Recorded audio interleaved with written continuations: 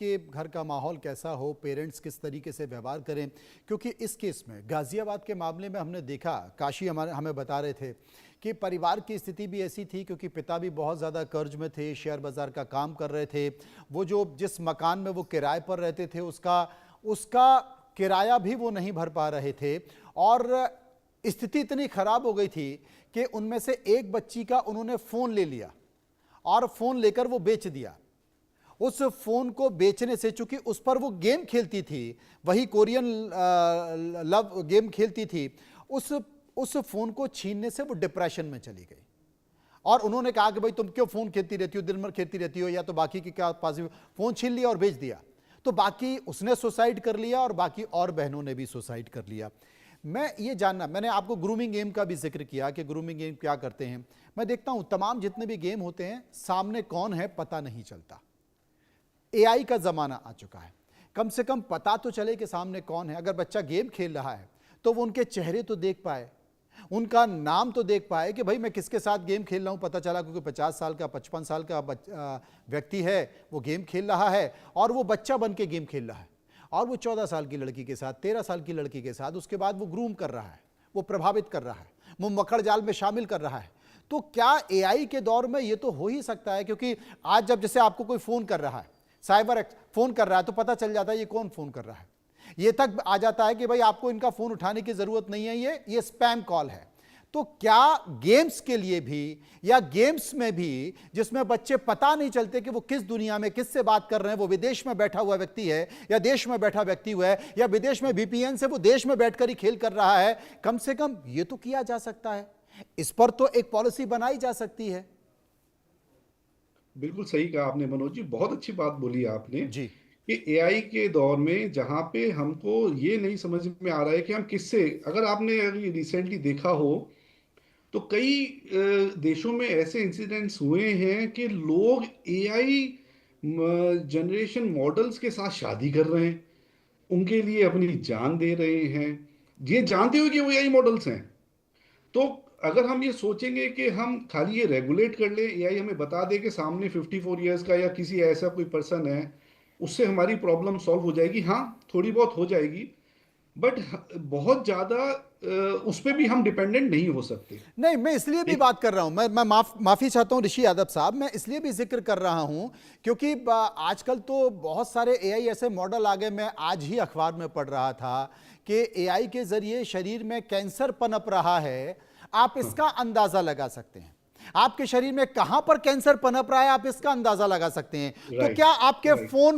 क्या आपके फोन में कोई ऐसा ऐप डेवलप नहीं हो सकता कि अगर आपके बच्चे से, आपकी बच्ची से कोई व्यक्ति गेम खेलते खेलते उसके साथ गलत शब्दों का प्रयोग कर रहा है, उसको हिप्नोटाइज कर रहा है, उसको गलत प्रभावित कर रहा है, तो कम से कम एक अलर्ट मैसेज उस फोन में आ जाए, एक अलर्ट मैसेज उस नंबर पर चला जाए या उसके पिता के पास पहुंच जाए, तो आदमी अलर्ट हो जाएगा कि यार कुछ तो गड़बड़ है। ये तो हो ही सकता है। बिल्कुल मनोज जी, बहुत अच्छी आपने बात बोली, ये हो सकता है, ये इंटरफेस बन सकता है। बस इस इंटरफेस के लिए बहुत सी चीजों को आना साथ पड़ेगा। सबसे पहले उस ऐप को, जिस ऐप के थ्रू ये हो रहा है, उसके बाद प्रोबेबली इंटरनेट प्रोवाइडर को भी जिसके थ्रू ये कनेक्शन दिया जा रहा है, और of course as you said, सबसे पहले गवर्नमेंट की एक पहल को होना ये बहुत जरूरी है। बट जब तक ये नहीं होती तब तक हमें ये कंट्रोल रखना है। देखिए मनोज जी, लॉ के अंदर बहुत बहुत अच्छी लाइन है, जी। Ignorance of law is not an excuse. हम्म। मैं कोई क्राइम करके ये नहीं बोल सकता जी मुझे पता ही नहीं था इस क्राइम का, मुझे ये सजा मिलेगी। सिमिलरली मैं आज के टाइम पे अगर मैं खुद इंटरनेट या मोबाइल यूज कर रहा हूं, मैं अपने बच्चों को दे रहा हूं, तो मैं ये नहीं बोल सकता कि भाई अरे मुझे तो पता ही नहीं था इसके इतने दुष्प्रभाव हो सकते हैं। हम्म। आप ये देखिए आज के टाइम पे स्कूलिंग, ट्यूशंस, हर चीज आजकल ऑनलाइन हो रही है। आप बच्चे को कहाँ तक रोक पाएंगे? जी। बच्चे को अगर कुछ पढ़ना है, अगर कुछ उसको रेफरेंस लेना है या कुछ और पढ़ना है, तो वो ऑनलाइन जाकर के पढ़ हम्म। रहा है।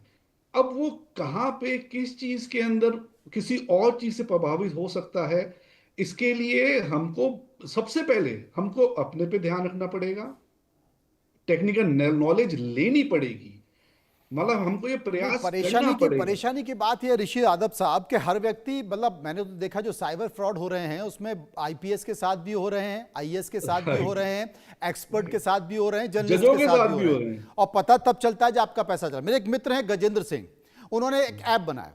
वो क्या है, वो सीधा उसका नाम है पता नहीं, मुझे याद नहीं आ रहा। एक है उसमें उसमें सबसे बड़ी चीज है कि वेरीफाई कॉल, उसका नाम वेरीफाई कॉल है।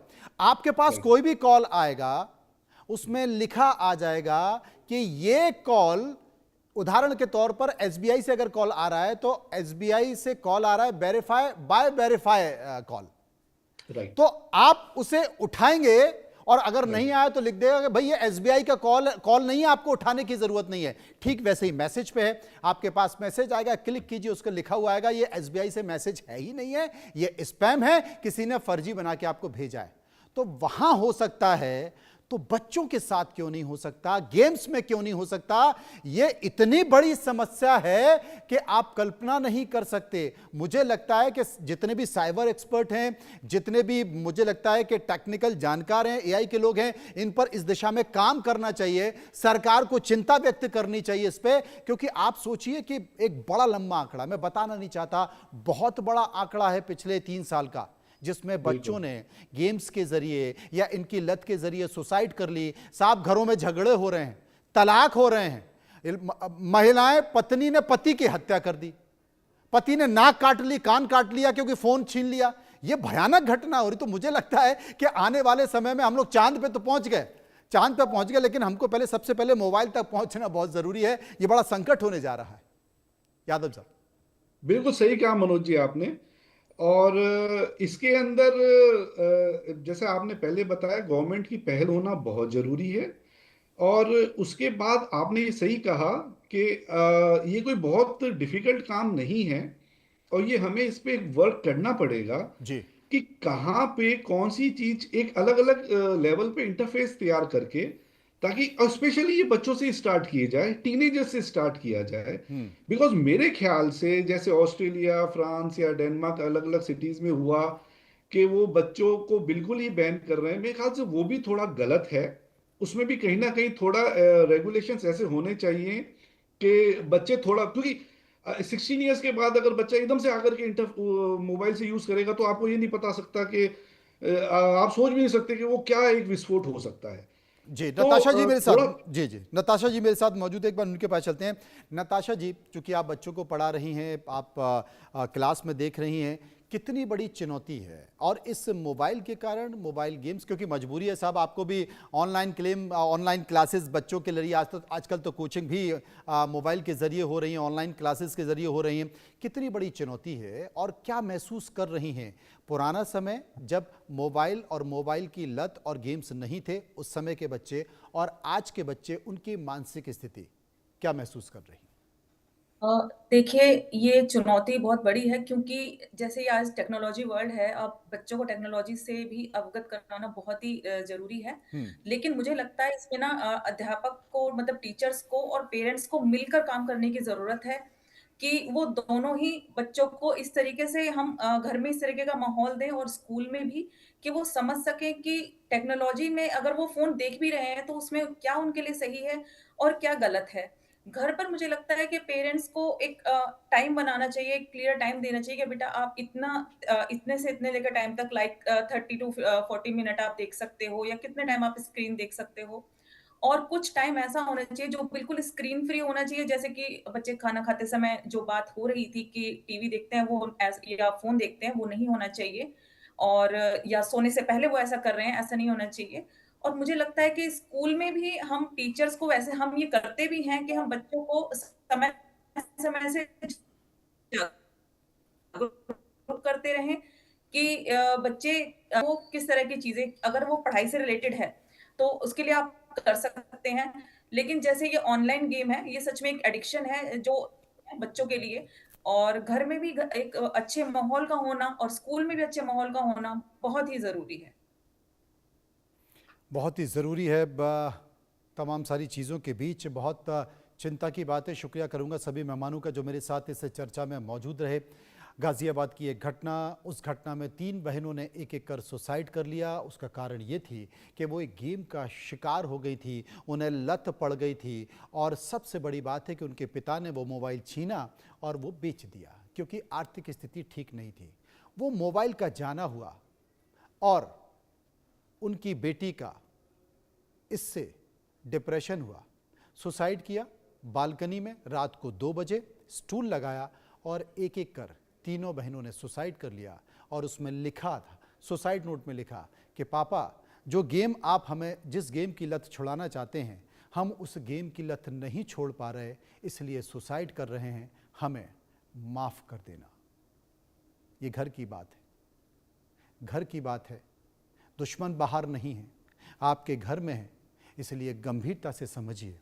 अपने बच्चे और उसके फ़ोन पर लगातार नज़र रखिए, ज़बरदस्ती रोकने की कोशिश न करें, समझाएं। गेम खेलता है तो खेलने दें, लेकिन उसके लिए एक समय निर्धारित करें और देखें कि वो कौन सा गेम खेल रहा है। कहीं वो ग्रूमिंग गेम तो नहीं, ऐसा गेम तो नहीं जो आपके बच्चे की मानसिक स्थिति को खराब कर रहा है और एडिक्शन लगा रहा है। फिलहाल आप चलते रहिए इंडिया न्यूज़ के साथ। मुझे दीजिए इजाज़त, नमस्कार।